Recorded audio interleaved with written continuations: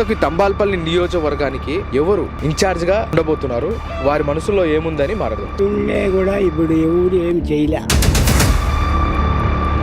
అంటే మా తమ్మలపల్లిలో చాలా అన్యాయం జరుగుతుంది మాకు. ఇక్కడ ఏమన్నా మాత్రం పేదవానికి ఏది గవర్నమెంట్ నిధులు ఏది కల్పించడం లేదు. మీ తంబాలపల్లి నియోజకవర్గానికి ఎవరు ఇన్ఛార్జ్గా ఉంటే శంకర్ యాదవ్ ఉన్నారు, లక్ష్మణ్ ఉంది, అలాగే మల్లికార్జున నాయుడు గారు ఉన్నారు, అలాగే ప్రవీణ్ కుమార్ రెడ్డి ఉన్నారు, వీళ్ళంతా ఉన్నారు. వీళ్ళల్లో ఎవరైతే బాగుంటుంది?